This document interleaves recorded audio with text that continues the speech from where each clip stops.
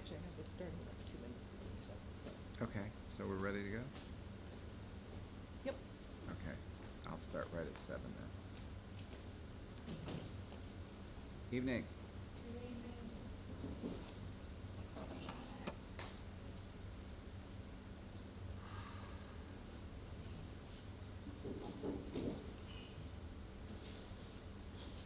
Good evening and welcome to our class for Wednesday, the 1st of December. We are meeting both in person and live streaming. And we're more than halfway through the class, so we're chugging along here. If you recall, last week we started at the accession of Elizabeth I, talking about the Reformation in England, ended up with the Stuart and Caroline divines and what was going on in the developments in England and in what becomes the Church of England. This week we're going to start with the Catholic Reformation, where we left off last week, and so the first slide will basically be review. But let us go ahead and begin in prayer. The Lord be with you. Let us pray. Heavenly Father, as we gather this night, we thank you for the beauty of the day. We thank you for the beauty of holiness. We thank you for the gift of fellowship and the gift of inquiring minds and hearts that you have given us to allow us to seek you better in how we come to know you in your church. We pray in all things that we may continue to seek you. This we pray in Jesus' holy name. Amen. So we've seen a lot going on over the last couple of weeks. We've reviewed a lot going on in the last couple of weeks in the Reformation, the so-called Protestant Reformation. And we've talked about a number of different theories as to what the Reformation might have really been.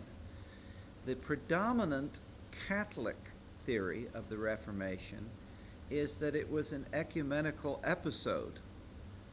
It seems a little odd to refer to ecumenism in the context of warfare, but it, from a theological perspective, is a defensible argument. Can you respond to, we've got an online connection here from Mary, and if you can send her the link. Here's her email. It might be on one of the earlier ones on that chain of emails. A point that would be made by Roman Catholics in our day and age is that most of the things that people complained about in the Protestant Reformation eventually have become part of modern Catholicism. Communion in both kinds for the laity, a greater place for scripture, things of that sort. Now, to be fair, from a Protestant perspective as well, there are a number of things that didn't change. And so, for example, the idea of the primacy of the Bishop of Rome over all other bishops, that hasn't changed in Roman Catholicism. In fact, there was some doubling down on that at the First Vatican Council in the 1870s when the doctrine of papal infallibility became adopted.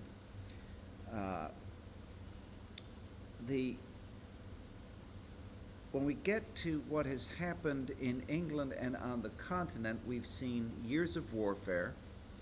We've seen the economy in most of continental Europe essentially destroyed, and a 25% decrease in population, attendant both on warfare and on famines that result from warfare and the inability of crops to be planted or harvested.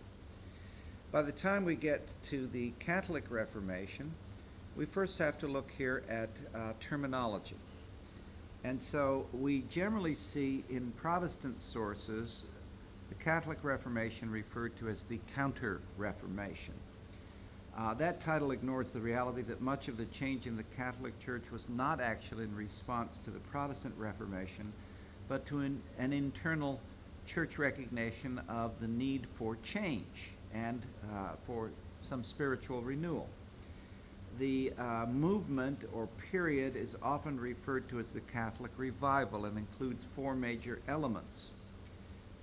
A structural reconfiguration in the church, the rise of new religious orders, some new spiritual movements, which we'll discuss, and political alliances and developments. Now, following the death of Pope Clement III in 1534, so this is still while Henry VIII is around, and before the Treaty of Westphalia and all the other things we've seen in the warfare. After Clement III dies, Paul III becomes Pope. And Paul is an interesting mixture of Renaissance prince and a savvy institutionalist. He advances spiritual reformers while continuing to be a good political patron. And he commissions a review commission. He publishes a bull, De Emendanda Ecclesia, on the amendment or changes of the church in 1537. The bull itself recognizes widespread corruption and administrative problems in the church. Paul decides that the answer to this is to call a general council, and this idea alarms Protestant rulers. Cardinal Pole, who is the papal legate to England, Reginald Cardinal Pole, and Gasparo Contarini, they're willing to negotiate. Contarini is in the College of Cardinals in Rome. Opposing them is Vincenzo Carafa, who is the general superior, or I should say superior general, that's backwards there, of the Jesuits. He leads a group known as the Zelanti in Italian, or the Zealots, who are opposed to any accommodation with the Protestants. Pole and Contarini are trying to argue, where can we find common ground? Paul does summon the Council of Trent. Now, why would Protestant rulers be alarmed at the idea of a council being summoned?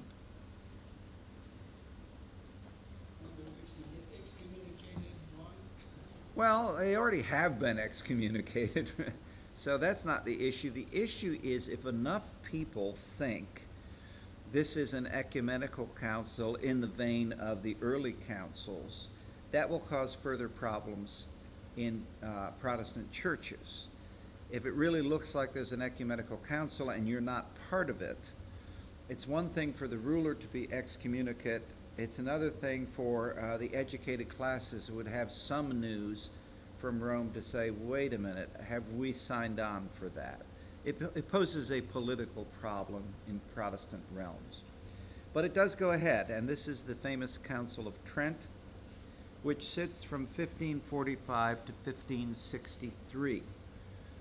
Not continually, obviously, but there is an ongoing sort of executive body that does keep things going along. The council rejects compromise with Protestantism. The council upholds the basic structure of the medieval church, the sacramental system, religious orders, and doctrine. The council restates basic tenets of the Roman Catholic faith and upholds salvation appropriated by grace through faith and works of that faith. Now recall, that's one of those fault lines in the Reformation. Sola fide, by faith alone, is a bedrock of Protestant doctrine that there is no advantage in good works. Roman Catholicism argues that works that arise on the basis of faith, not independent of faith, obviously, that arise on the basis of faith or faith lived out, themselves have spiritual merit. And this will remain a fault line between the Roman Catholic Church and most Protestant denominations. The council, I'm sorry, excuse me a moment. Okay. Okay, here you go. Sorry. The council develops a detailed catechism. Now, in our day and age, we're used to detailed catechisms, particularly in the Roman Catholic Church, not so much in Anglicanism. But this is when one is really developed. The only detailed catechism before this time has been that found as developed by St. John of Damascus in the Eastern Church in the 8th century. And that catechism remains good doctrine in Eastern Orthodoxy. So things are getting organized. The Roman genius for organization and how to get things done is coming to the fore. Going down a slide here, the worldly excesses complained of by reformers, both inside and outside the Catholic Church. In general, the Council recognizes these excesses, and so comes down pretty hard on episcopal pluralism and absenteeism. Recall that pluralism means that you're bishop of more than one see, and absenteeism means you might live in, somewhere in Italy and you're a bishop of somewhere in Sicily, and so you never really see your see in Sicily and you don't visit any parishes. These are no longer tolerated. Appointments to the episcopacy are based more on spiritual merit and less on political advantage. And so we see, for example, Archbishop Carlo Borromeo, whose feast day is the 4th of November, St. Charles Borromeo. He sets an example as the Archbishop of Milan by visiting every parish in his see. Thank you. And he becomes a patron very much of parish ministry.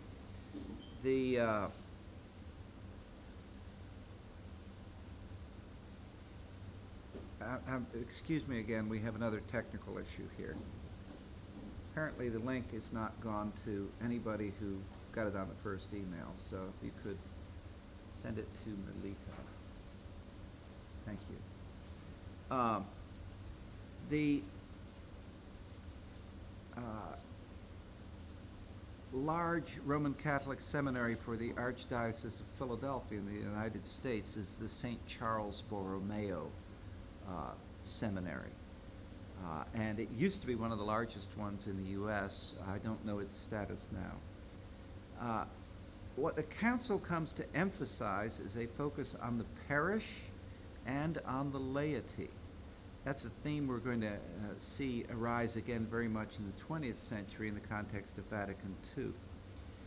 We also see other instruments of reform in new religious orders. We get the Capuchins.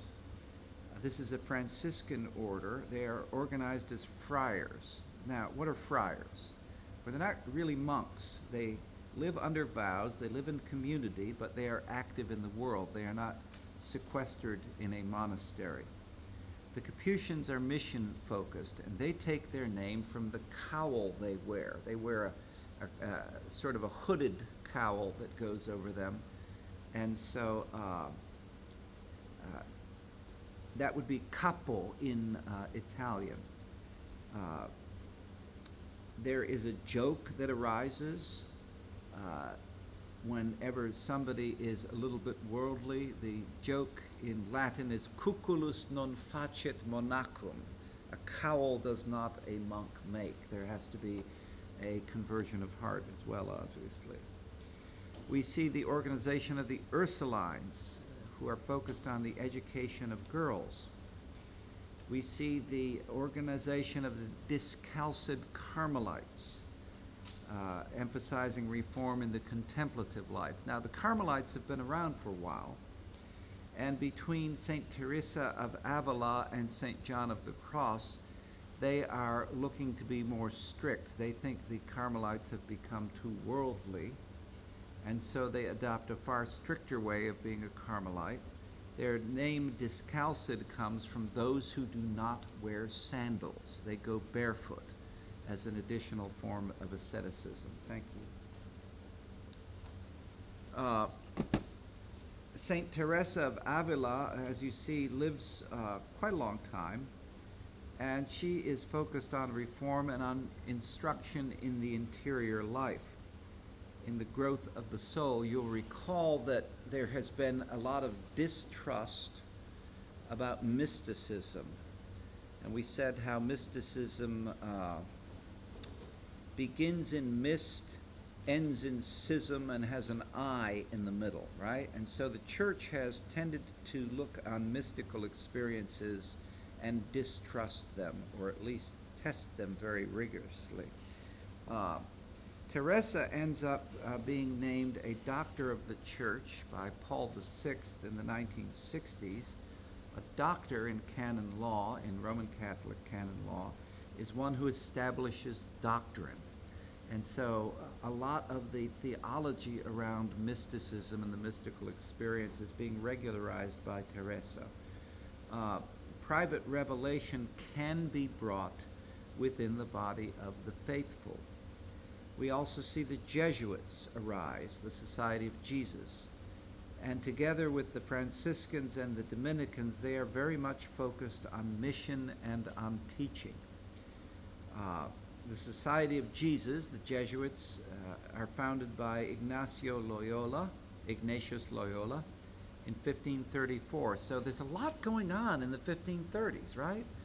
We see the changes in England as a result of parliamentary statutes.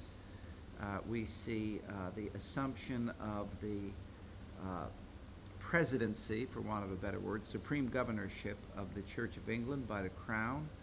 We see the Council of Trent arising. There's a lot going on. We're coming out of the end of a war in Germany.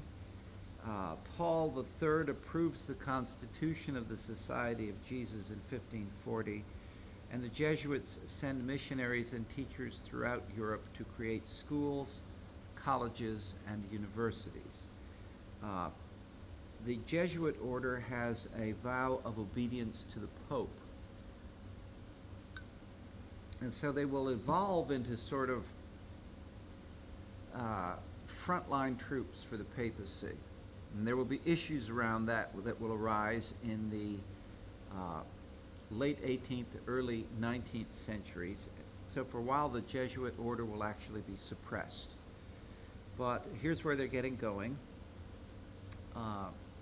If we look at the Jesuits, we see that a charism or gift of teaching dominates, and Jesuit training is extremely rigorous. Now, I went through college, and if I'd gone straight to seminary in the Episcopal Church, I would have had 3 years in seminary.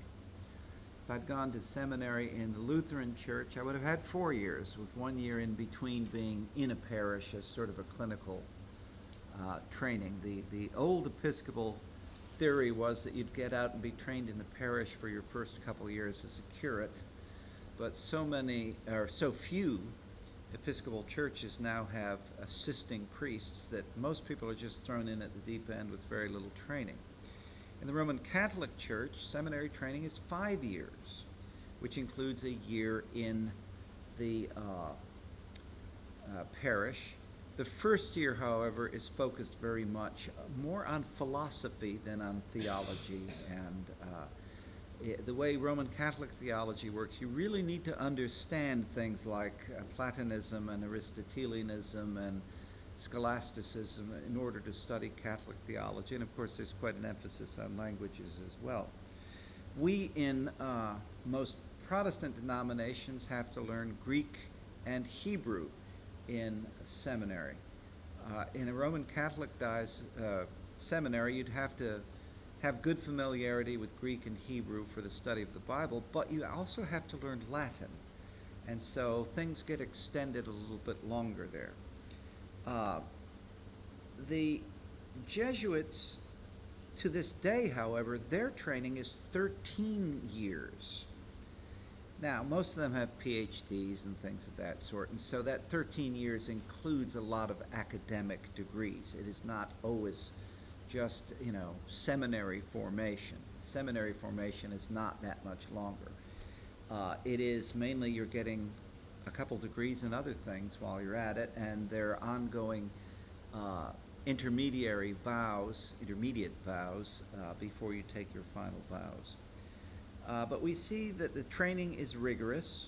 Very high standards are maintained, and in England, the term Jesuit becomes pejorative in reference to cunning, because the Jesuits become known for what is known as casuistry.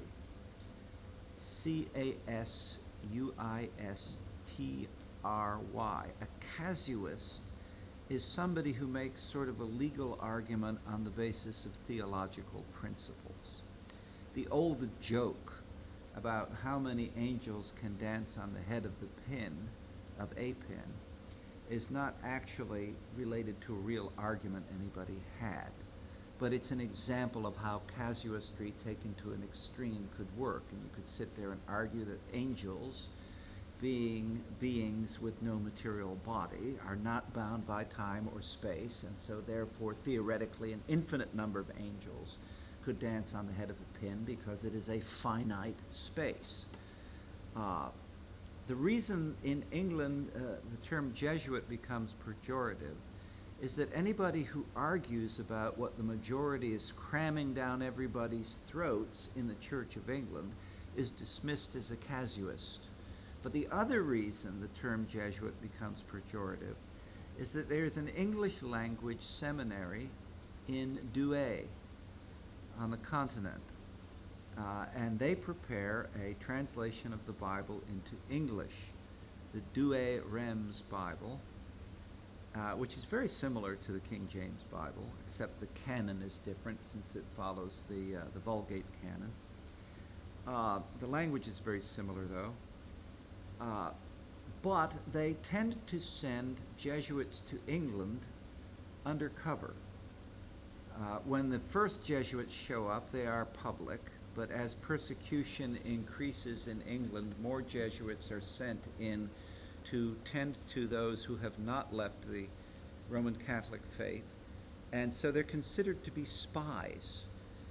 Recall that by when we saw it with the reign of Elizabeth I, by the time we get to the 1580s, it becomes treasonous under English law to be Roman Catholic, because the Pope has released people from any idea of obedience to the Queen, and we've seen the Spanish Armada attempt to invade in 1582.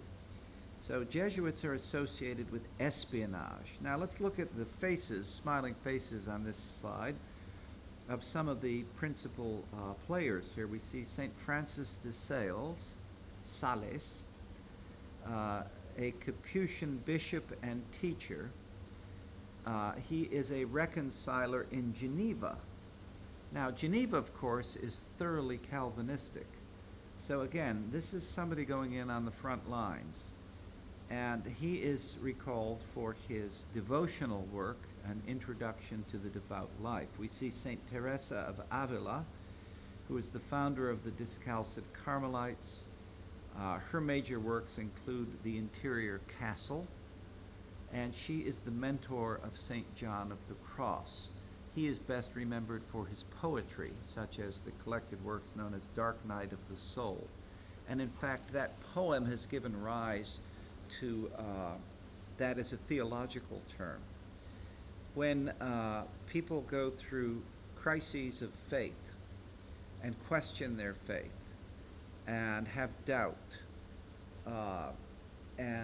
or have spiritual dryness, which is known as Asidier in theology. This is generally referred to now as the dark night of the soul. You may recall about 10 years ago or so, probably longer than that now, there was a bit of a flap in the popular press about letters discovered from Mother Teresa, St. Teresa of Calcutta, where she was expressing doubt over some matters of faith. And everybody acted like this was a big deal and undercut her credibility.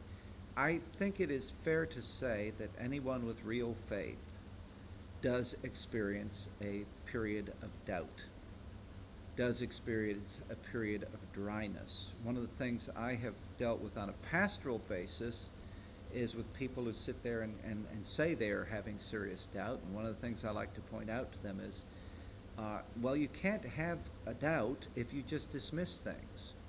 If you doubt something, it means there is a core of faith that you are struggling with. It's not just that you're sitting there and saying this is all hokum, or, I'm going to figure this out on my own. So doubt in itself is a sign of the existence of faith. And the popular press gets that quite wrong. We see here as well St. Ignatius Loyola here. He founded the Jesuits. He's also known for his work, Spiritual Exercises, that are still used widely.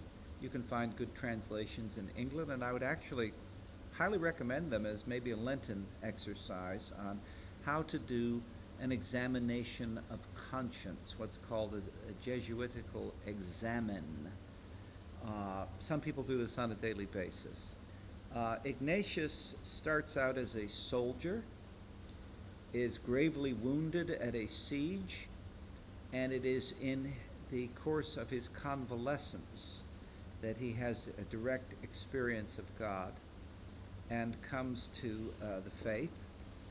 And obviously there is a typo there, incidentally, 1491 to 1556. No, that is right, I'm sorry. He overlaps with Saint Teresa of Avila, and in fact she points him in the direction that he takes that becomes the Jesuit order. So very influential woman. An interesting counterpart to her in Mexico at the same time is Sor Juana Inés, who is also remembered for her writings on mysticism, but also remembered as a composer, and wrote some very interesting hymns. The idea of a hymn that is not in plain song is sort of a Protestant thing, but Sor Juana engages in some things that are not quite plain song. What we're going to see subsequent to the Council of Trent is a whole debate over whether or not you can have polyphony in music, in religious music. There's in fact a whole opera about this by the 20th century German composer Pfitzner, Hans Pfitzner. And he wrote an opera called Palestrina because Palestrina wrote the Pope Marcellus Mass, which legend has it, when the Pope heard it, he said that polyphony would be tolerated. The Council of Trent would tolerate polyphony. It didn't have to all be in plain song. Now, remember, when we were looking at Protestant Reformation in England, there was a big deal about polyphony, right? And the prayer book came to be where you could have one note per syllable, right? And so in Rite 1, many churches used to use the settings by Marbeck for the minor propers in the Mass. And it's all very much, you do it this way, and so it can be, quote, understanded of the people.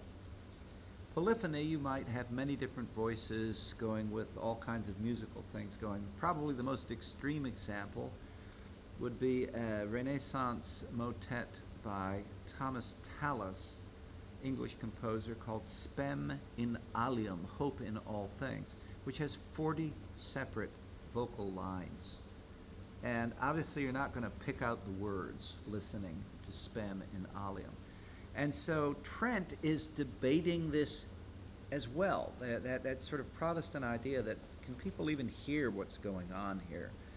And they're getting pretty close to banning polyphony, and then Palestrina sort of regularizes polyphony in a way that works in worship, and we can be grateful to him and to the Council of Trent for that. Now, going on here, still talking about the Jesuits, in one sense, the Jesuits are heirs to the Dominicans when it comes to devotional practice and a focus on teaching, and heirs to the Franciscans when it comes to, shall we say, observantine practices, how one prays, how one engages in the round of work, study, and prayer. They are also heirs to the legalist tradition from scholastic theology, nomism, as this is called. This is not the same thing as nominalism, but it comes from the same Greek root nomos, which means law. Nomism is nominalism would say that there are no real things, there are only things that we call things, right? And so there is no such thing as beauty, there's how we describe beauty. Nomism, as opposed to nominalism, recognizes the existence of what, for want of a better term, would be called positive law, that you can define things in ways, or that God has defined things in ways that we are held to a certain standard that can be observed as an objective standard. Now, the Jesuits are organized on military principles, subject to a superior general superior, with an oath of allegiance to the Pope. They preach that reform of the church must begin with reform of the individual heart and focus on spiritual growth within the body of the church, hence the spiritual exercises. Get the clergy and then the laity to start getting more serious about the faith and about the practice of the faith. They have a missionary focus. They are the first significant missionary presence in China and Japan. They end up establishing a Catholic enclave in Nagasaki that basically survives until it gets nuked on the 9th of August in 1945. Although the earliest Catholics in Japan are all martyred and are known as the Martyrs of Nagasaki. There is a feast day on the Catholic calendar of saints for them, because there is a reaction under the shogun to the presence of the Catholics. And there's a very interesting novel I can recommend to you by Shosaku Endo, E-N-D-O, called The Samurai. And it's a samurai who's exposed to Jesuits and ends up converting and making the trip all the way to Mexico, and things don't really turn out too well for him in a worldly sense. The Jesuits are the earliest missionaries to Native Americans in Canada. Rather good movie from the 1980s called Black Robe, about Jesuit missionaries in Canada. Recall that Contarini and Pole is now dead, but recall that Contarini and Pole have been arguing for some kind of, how do we get together with the Protestants and see where there is common ground that can be agreed upon. And so we see what is called the Regensburg colloquy happen. Cardinal Contarini promotes this reconciliation and is opposed by Cardinal Carafa. There's a failure at the colloquy because certain participants are seen to have been double agents. Carafa's hardline approach prevails. Carafa, who's a Neapolitan, suspects Loyola, who's a Spaniard. Now, the reason for that is that the Spanish crown has control of Naples, but there's rivalry between the Italians and the Spaniards. Naples is ruled by Spain, and they don't trust each other. And so Contarini, as a Neapolitan, thinks that this Loyola fellow is just one of those Spaniards, and he's getting too close to the Pope. So let's protect some of the Italian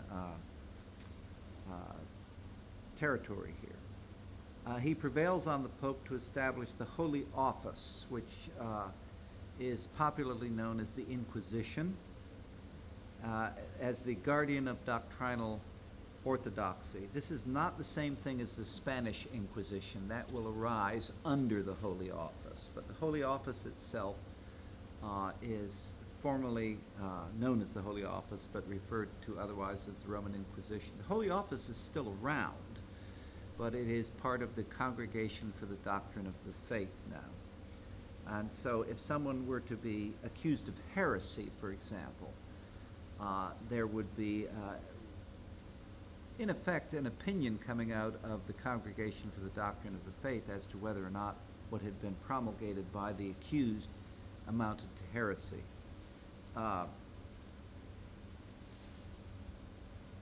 Carifa is focused on praxis, on how we do things. How is the Mass said? How is the church organized? How do things get done? Loyola and others are more focused on individual conversion of heart.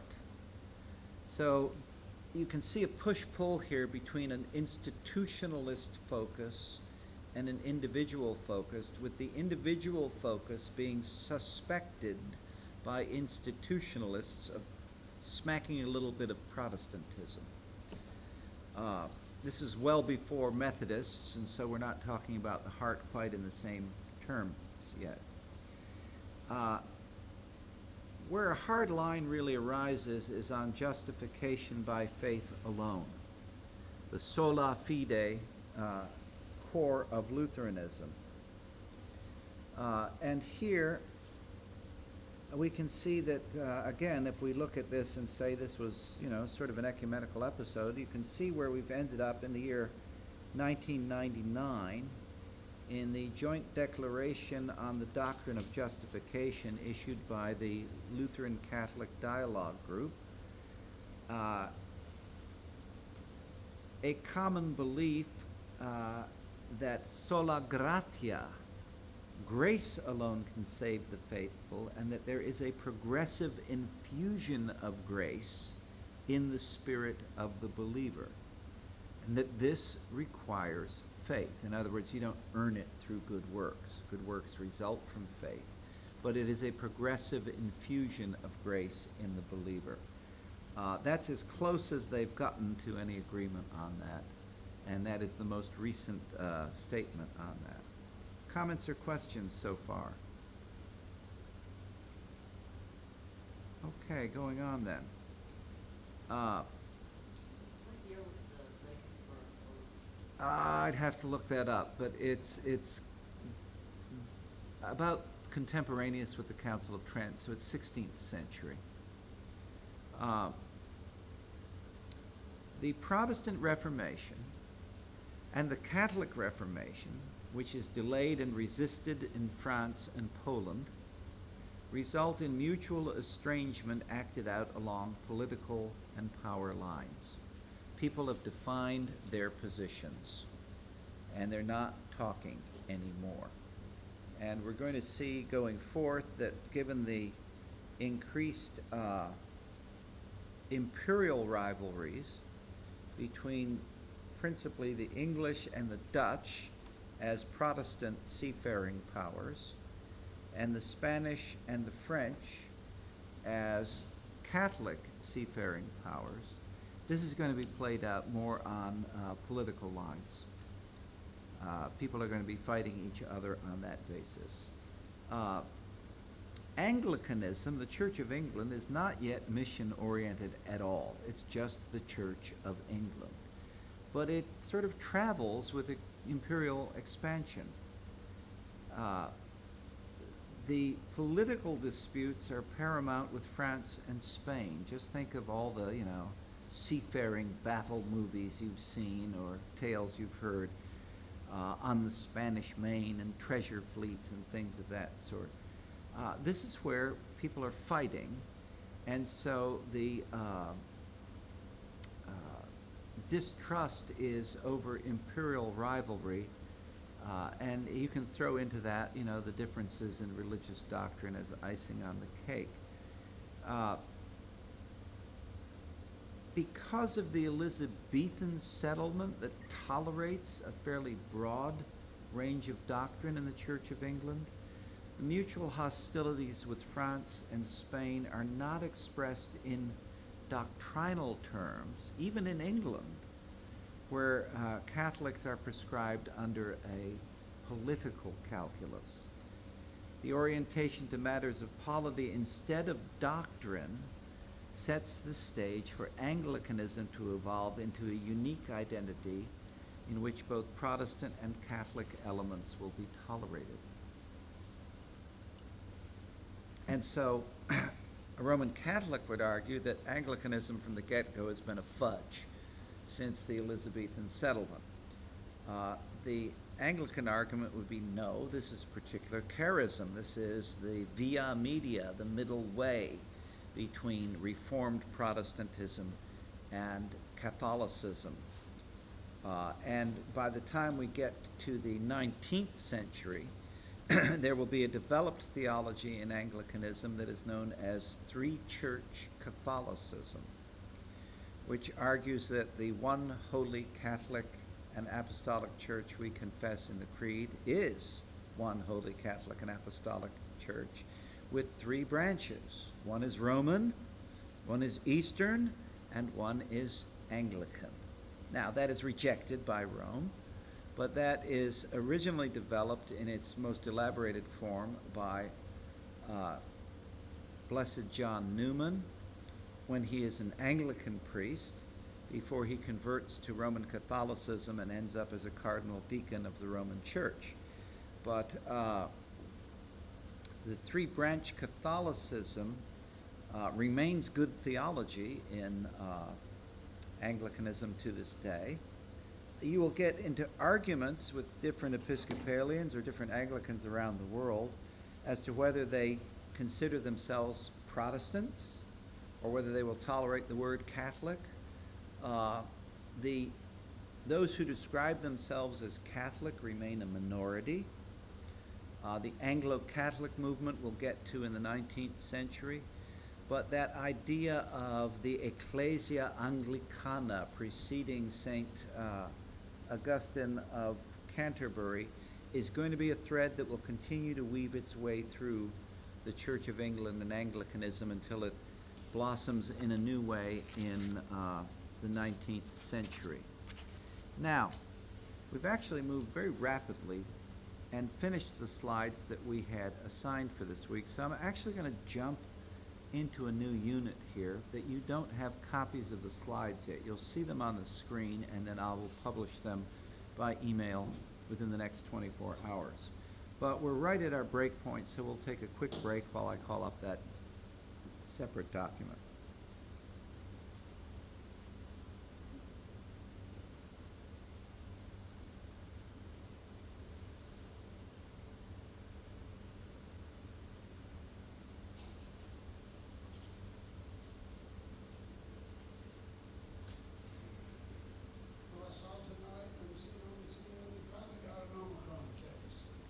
Where? In California. Well, it's just been a matter of time, you know. But he's been isolated and they've already tested everybody he had contact with. And then but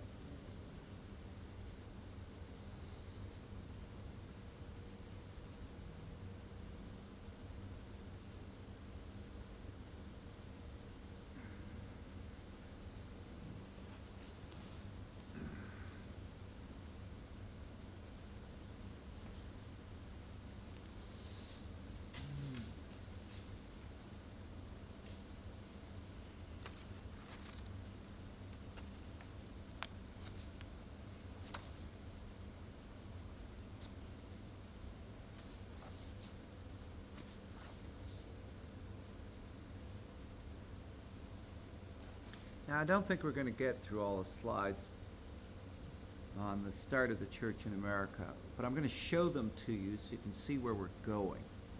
We start out and talk about early development. I'm going to come back to these. We'll go through the first couple. And then we start looking at regional beginnings, because the church in America does not start in any one way. And so we get the way it starts in Virginia and the Middle Colonies. We get the way it starts in Maryland. We get the way the church arises in New England. We get the way the church arises in the Carolinas and Georgia, and New York and New Jersey, and then separately Pennsylvania. Now, and that's just talking about the church in America in terms of how we think of it as the early colonies. But let's not forget that in all this time, there is a church out west and in what becomes California and in parts of Texas and New Mexico. The Spanish are there. There's a Catholic church in New Mexico. There's a Catholic church in California. The mission system is present in both places.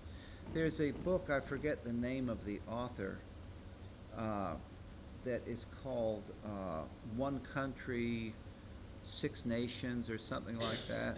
I'll have to look it up, but it came out about 3 or 4 years ago.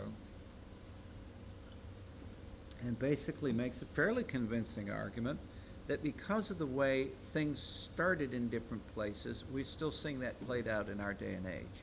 And so, for example, when we talk about the East Coast and the Bay Area, and how on political fault lines and culture war fault lines, they tend to take one view versus flyover country, for want of a better term for the rest of us. We have to remember that the Protestant Puritans in New England have gone there with the idea of founding a theocracy where we know better and you're going to do it our way. And so we can tell you what's good for you. And what becomes the Bay Area after the gold rush, the 49ers, is basically established by New Englanders. And so that sort of top-down model of we know better that might be complained of in Texas, for example, is partially a legacy of how we started as different ways of doing things in America in different parts of what become the United States. But let's start out broadly here and say the early development of the church in America has to be understood with reference to political as well as doctrinal developments. Catholicism is identified with Spanish, Portuguese, and French power. The Catholic powers in the 16th century are focused on empire building, and missionaries, notably Jesuits and Franciscans, are active in imperial campaigns. Imperial rivalries are tempered only partially by papal intervention. And so, for example, the Pope draws a demarcating line in the New World that says, west of this is Spanish and east of this is Portuguese, etc.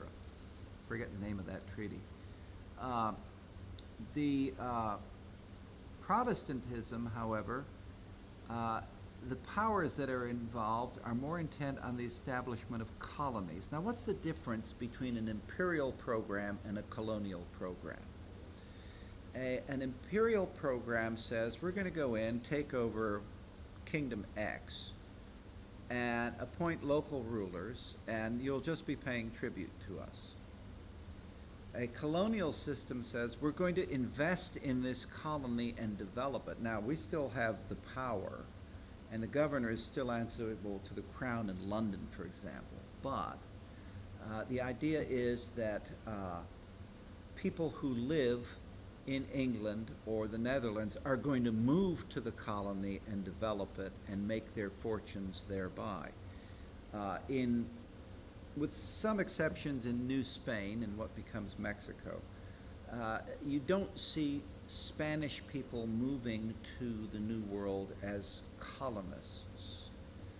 You see armies going to the New World to subject native kingdoms.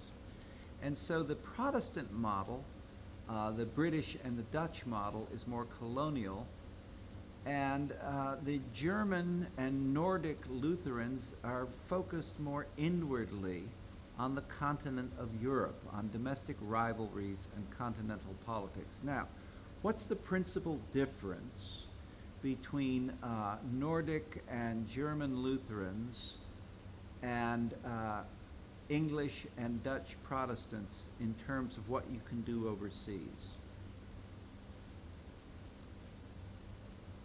Navies. Swimming versus having a boat. Yeah, navies.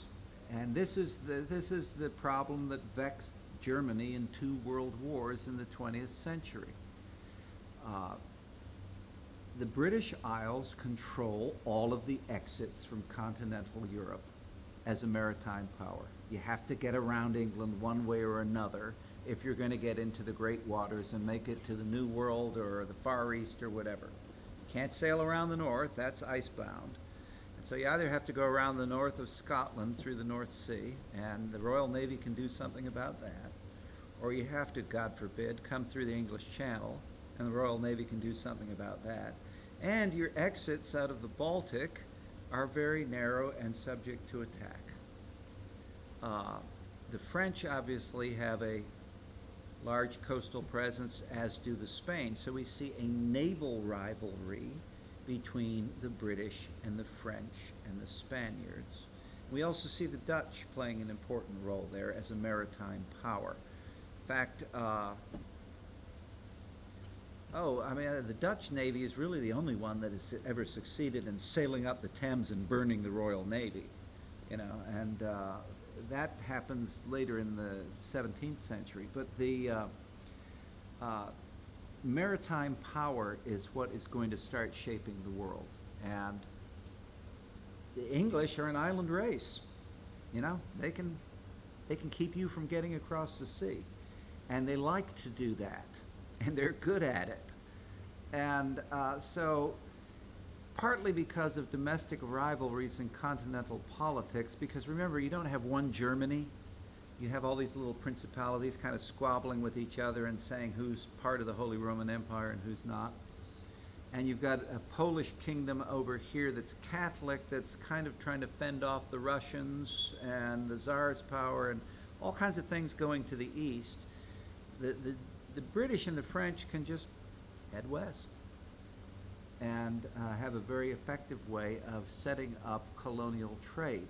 By the time we see this fully developed, we're going to see, what do? You take ships and you bring Africans from Africa to the New World to serve as slaves.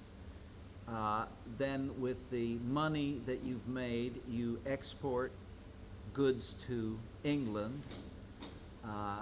You try to intercept Spanish gold coming from Central and South America. And it's just one sort of round robin of the economy being based on who's got maritime power. Because they're maritime powers, the English and the Dutch are focused outwardly. And as I said, colonies involve the emigration of settlers and their religious communities, but there's little effort to convert natives in the new lands. The Spaniards have been active in conversions in the mission system. The French have had missionaries in Canada. The English and the Dutch aren't too interested in converting Native Americans. There are, in the eastern colonies, disagreements predominating over church polity. Is the church to be episcopal or not? What is the role of the crown? And we also throw in doctrinal disputes. So the Catholic-Protestant divides over sacramental theology become more internalized as party positions in Protestantism, whether you go for real presence or memorialism. The rise of Pietism, which we're going to get to in the next unit. One form of Pietism is Methodism. The Moravians are Pietists as well. Emphasizes individual salvation status over corporate identity. There's that rugged American individualism coming along, right? I'm going to do this on my own. Pietism is the greatest influence in the history of Protestant and Anglican spirituality in the 18th century, but we're not quite there yet. There's a focus on the practice of piety on individual devotion, what is known as praxis pietatis. Conversion of life and salvation become personal. Now, we're sitting here in Mississippi, and if you have a serious conversation about faith with anybody around this town, regardless of what church they go to, at some point they're going to ask you if you've accepted Jesus Christ as your personal Lord and Savior, right? Nothing wrong with that question. And I'd be the last person in the world to say that we don't need to have personal relationship with Jesus Christ as personal Lord and Savior. But notice the difference. Jesus says at Matthew 18:20, where 2 or 3 are gathered together in my name, there I shall be. The word ecclesia, or the assembly in the case of Israel, there's no word in the Bible, in the Old Testament or the New Testament, that talks about church. It's the assembly, the gathering. There's no concept in the Bible of being a member of a church unless you're actually gathered in worship. And so the push-pull of individual response and corporate identity has been with us kind of from the get-go, but it's going to become much more of an American feature. And we're going to see very much in the 18th, 19th, 20th, 21st centuries arise very much of a cult of individualism within the church. These spiritual elements get set early in America. Oh, you know what? We're not going to go through all of these regions tonight, but let's start at least with Virginia, and we'll do Virginia and Maryland tonight, and then we'll end early. Outside of Virginia, the Carolinas and Maryland, Anglicanism is extremely rare in the colonies. Why would it be rare in New England? No, they're Puritans, right? They're Puritans. Why would it be unusual in Pennsylvania? They're Quakers, right? So why would it be unusual in New York? Dutch Reformed, right? So we're going to see how patterns get set early here. Anglicanism is rare in the colonies outside of Virginia, the Carolinas, and Maryland. Virginia and the southern colonies were not founded as religious communities, but as merchant companies. We had the Massachusetts Bay Colony is founded as a theocracy, right? The official title of Rhode Island, what? Providence Plantations. It's also a church foundation. Here, you've got people who are coming to develop something and make some money, right? But the English identity is defined as Protestant, and a religious zeal is defined to include a repudiation of popery and the evangelism of natives. There's a debate in New England over the conversion of the so-called heathen, whether you should even try or not. In Virginia, the idea is that you probably should try, but they don't try very hard. It's better in theory than in practice. The Virginia Company is founded by London merchants. The company is a royal franchise and includes clergy and colonization. You hire on as the priest for the Virginia Company and head over. The Commonwealth evolves to become a royal colony. Once it gets reasonably well established and starts making money, the Crown figures out it's going to make this franchise into part of itself. There is no bishop in the New World, and so church identity and authority is resident primarily in parish vestries. This is how the church is governed, almost on a congregational basis.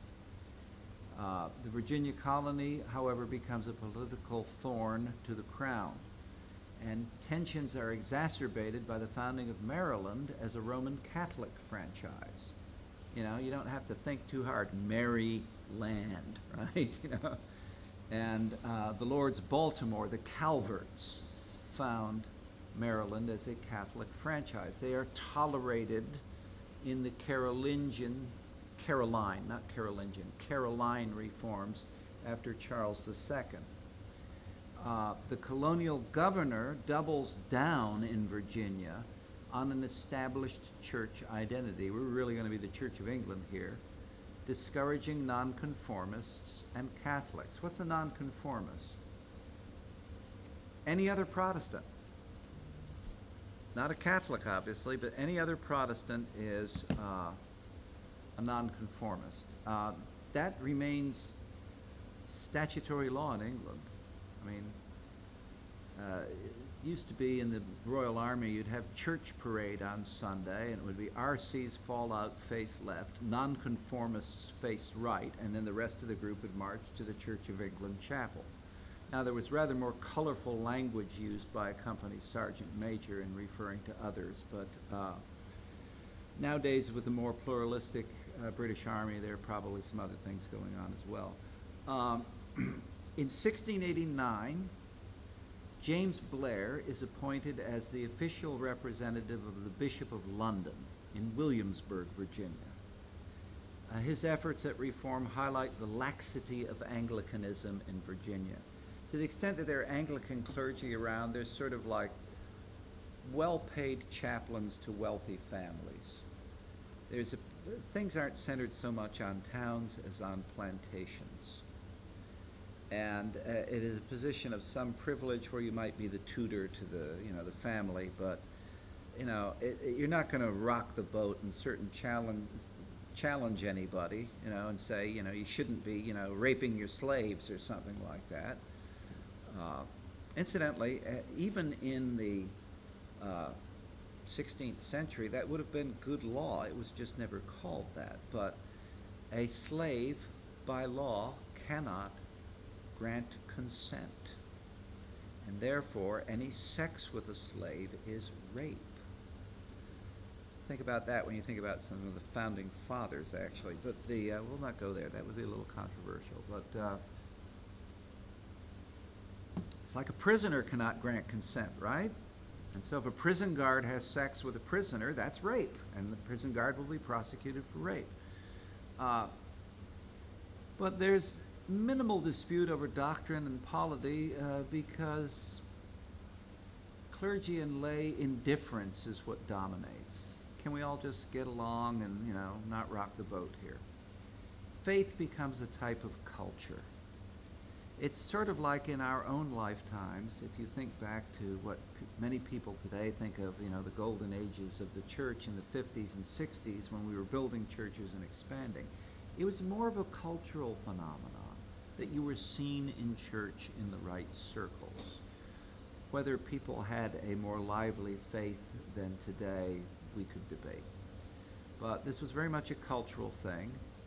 Unlike the separatists who are up in New England that we call Puritans in America, the Anglicans are not focused on individual zeal and piety. Being an Anglican is just like saying, I'm an Englishman. This is my identity.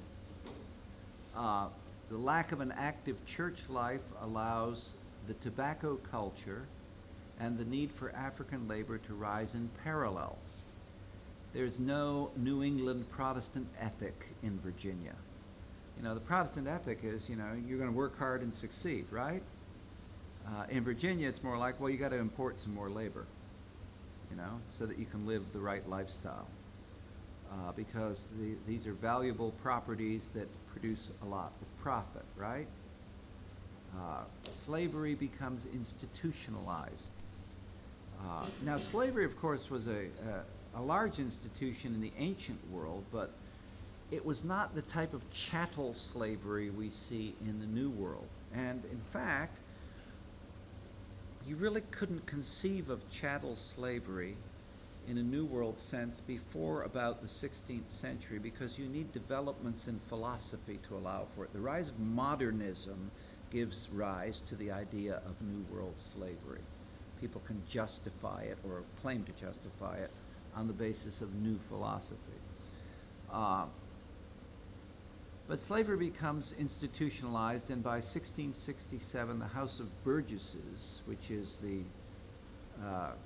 like the House of Representatives in the Virginia colony, declares that baptism doth not alter the condition of the person as to his bondage or freedom. In other words, you may baptize a slave, but it doesn't emancipate them. We get a number of misquotations of Paul's letter to Philemon, where Paul has sent the escaped slave Onesimus back to Philemon, describing him as a beloved brother, and asking Onesimus to receive him back into his household. This is misquoted. This will happen in the run-up to the American Civil War as well, with people misquoting Philemon to say, see, the Bible's justifying slavery. Paul's binding him and sending him back to Philemon. Incidentally, Onesimus is, Paul engages in a play on words because the name means useful. And Paul says that he has become very useful to me, so I'm commending him to you.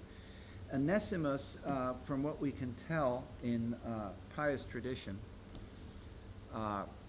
his master, Philemon, does emancipate him, and Onesimus ends up becoming a bishop. So he is quite useful in the early church. Becomes Saint Onesimus. As I say, Philemon is misquoted, and the religious state of those in servitude is a matter of indifference.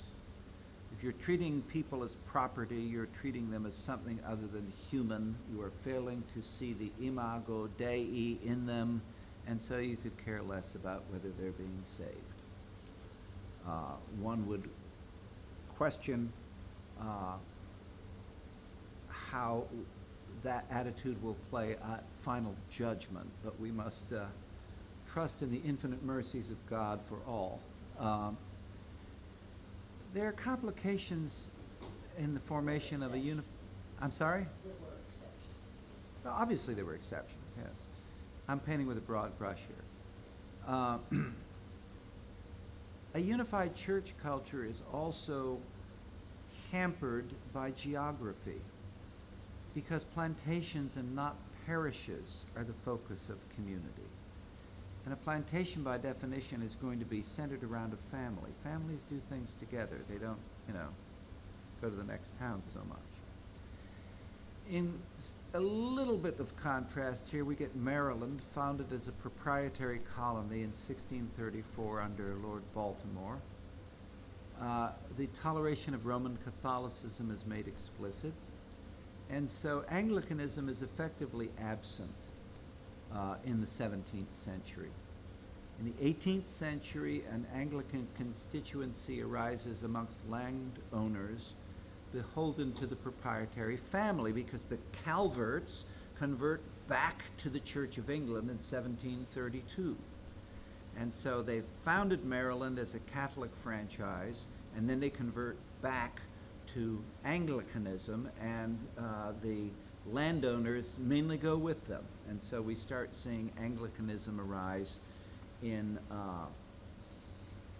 Maryland. The oldest Anglican churches in Maryland, there's one in Baltimore and one in Annapolis. And the one in Annapolis, I think, is from about 1710. I think the one in Baltimore is even older, 1691, but it's an exception. Maryland sort of blends into the Virginia, Carolina, Georgia model of passive Anglicanism, albeit with a notable Catholic population in Baltimore.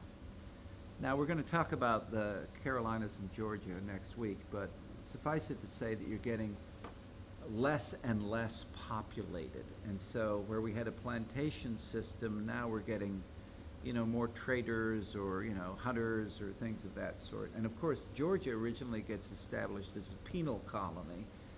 And so once you get outside of Savannah, there's not much there. Because the colony's laws do not establish any church, and the pay is higher, the Anglican clergy who come to Maryland tend to focus less on mission and more on preferment. And so again, Anglicanism becomes a cultural but not a religious force. It's comfortable to be an Anglican priest at that time in a place like Maryland. And in Virginia, you pay a pew rent. Remember box pews in churches? Well, you pay for, here's where my family sits. And, with a door and a little heating brazier for your feet, and nobody else can sit there because you've paid for it. And what happens if you do not buy a pew in the church? You can stand around the side, right? You pay a tax. If you don't go to church, you pay a tax. This is where we're going to get in the First Amendment that there shall be no church established by Congress or by a state. So that you can't sit there and say, well, you're not coming to church, so you're going to pay a tax because we're not getting our pew rent out of you. Well, yes. I mean, when we lived in Germany, when you went to fill out all your tax documents, you declared yourself as evangelisch, Protestant, or katholisch. And then the funny thing about it in post-war Germany was you would still have what was called Kirchensteuer, church tax, which was 9% on top of your income tax. But you could say, for example, I'm Catholic, but I elect not to pay the tax. Now, once you give people the option to opt out on tax and just say, I'm giving it to the church, how many people do you think are actually paying the tax? Not many, right? But you could say you were a non-church goer. I mean, when I went to register the children for school, I was asked Protestant or Catholic because there's religious instruction in a public school. And being a person of ill humor, I said, what if I say I'm Jewish? And I got this sort of look from the German registrar like, we don't see too many of those. I'm like, I guess not, right? You know, but they did allow that they would arrange for separate instruction, but because there actually were Muslims in the school as well. But you had a religious instruction period every day, and it was Catholic or Protestant, right? We saw in one of our classes, I think 2 weeks ago, how, you know, in the U.S. we have the Mason-Dixon line with the Civil War. Well, in Germany it's the River Mainz. North of there you're Protestant, south of there you're Catholic, sort of thing. So Anglicanism, as I say, is evolving very much into a cultural force in America and won't become a real religious force much before the 19th century. Now we're going to stop there for now because New England gets a little bit more complicated, as does Pennsylvania, and New York and New Jersey have some curveballs in there as well. But next week we're going to go forward and look at the formation of the church in America, and then start talking about Pietism and how people do start focusing more on faith and not just on culture. We're going to end a little bit early tonight, and since she has been away from class due to travel and a little illness, we're going to invite Elizabeth to pray us out of here tonight.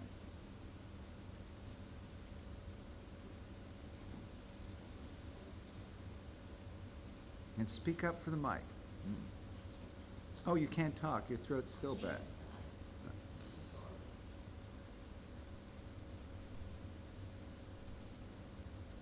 Lord, thank you for bringing us together to study the history of faith. We can better discern your call to us,